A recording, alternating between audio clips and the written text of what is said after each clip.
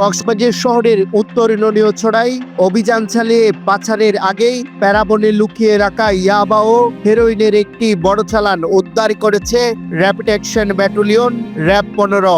এই ঘটনায় মাদক পাচারের সঙ্গে জড়িত দুজনকে আটক করা হয়েছে। গেল ২৬ জানুয়ারি বিকেলে র্যাব 15 কক্সবাজার ক্যাম্পে আয়োজিত সংবাদ সম্মেলনে এসব তথ্য জানান ব্যাটালিয়নের অধিনায়ক লেফটেন্যান্ট কর্নেল মিয়ামুল হালিম খান। র্যাপিড অ্যাকশন ব্যাটালিয়ন 15 এর একটি আভিযানিক দল গোপন তথ্যের ভিত্তিতে জানতে পারে মাদক কারবারি মোহাম্মদ ইসমাইল ও নজরুল ইসলাম তাদের মাদক সিন্ডিকেটের সদস্য সহ মাদকের একটি বিশাল চালান গোপনে কক্সবাজার জেলার সদর থানাধীন ২ নম্বর ওয়ার্ড উত্তর নড়িয়াছড়া এলাকায় প্যারাবন সংলগ্ন সমুদ্র তটে লুকিয়ে রেখেছে। উক্ত তথ্যের ভিত্তিতে অর্ধ সকাল 6:30টায় র্যাপিড অ্যাকশন ব্যাটালিয়ন 15 একটি চৌকস আভিযানিক দল উক্ত প্যারাবন সংলগ্ন সমুদ্র তটে অভিযান পরিচালনা করে। র্যাবের উপস্থিতি টের পেয়ে দৌড়ে পালানোর সময় র্যাব সদস্যগণ মাদক ব্যবসার সাথে জড়িত 2 জনকে আটক করতে সক্ষম হয়।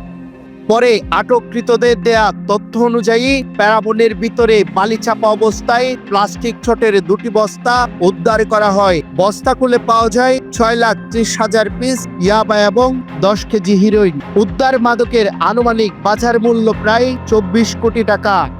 এতে সর্বমোট 6,30,000 পিস ইয়াবা এবং 10 কেজি হিরোইন সদৃশ্য মাদক দ্রব্য পাওয়া যায়। গ্রেফতারকৃতদের পরিচয় বিস্তারিত: মোহাম্মদ ইসমাইল, পিতা মৃত মোহাম্মদ আহমেদ, চরণদ্বীপ, পোস্ট চকরিয়া, 8 নম্বর ওয়ার্ড, থানা চকরিয়া, জেলা কক্সবাজার।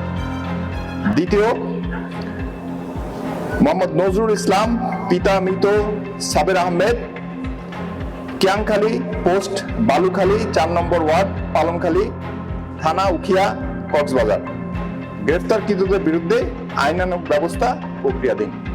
আটককৃতরা হলেন চকরিয়া উপজেলার চরণদ্বীপ এলাকার মৃত হুসাইন আহমেদের ছেলে মোহাম্মদ ইসমাইল এবং উখিয়া উপজেলা পালংখালী ইউনিয়নের মৃত সাবের আহমেদের ছেলে নজরুল ইসলাম।